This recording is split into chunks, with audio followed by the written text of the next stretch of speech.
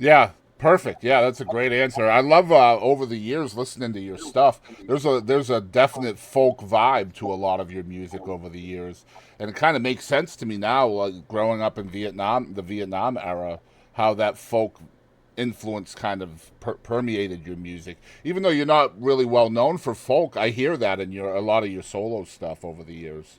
Well, I appreciate that. I mean, that's probably that might actually be one of the best things you'll say, or whatever. Because I love that. I mean, I of course appreciate that you like my stuff, but it's even more important to me that you identify with exactly what it is. Right. Because the problem is that when there's an image of someone on stage in 1988, with a washboard stomach, long blonde hair, pants that are so tight that you can't call them pants anymore.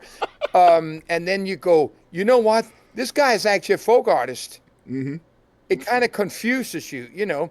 But this was still the ugly duckling. This was work in progress. I just had to go through the 80s to get to where I sort of wanted to be. Mm-hmm. Kind And of I chasing your enjoyed going passion. through the 80s. You had to pay your dues to get to your passion, so to speak.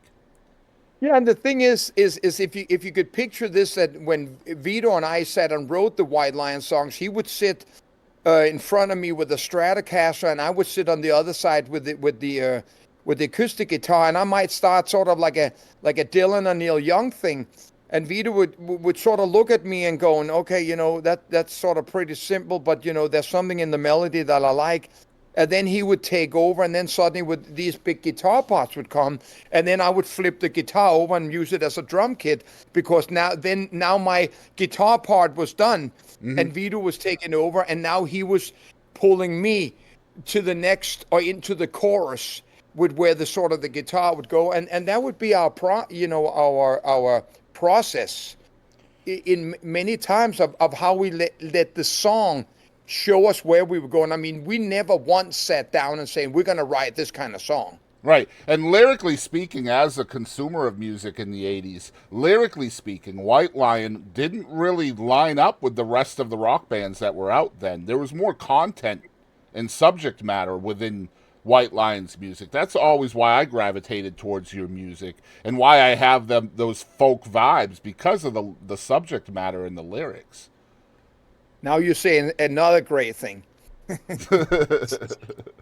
but So, no, but those are facts, and that of course has a lot to do with my European upbringing and coming as coming to America, of course, with a big smile on my face, and every single thing that I looked at, I loved. Everything what the country stood for, I loved. I soaked it in. It's still been the greatest time in my life when I lived in the USA. I miss it every single day.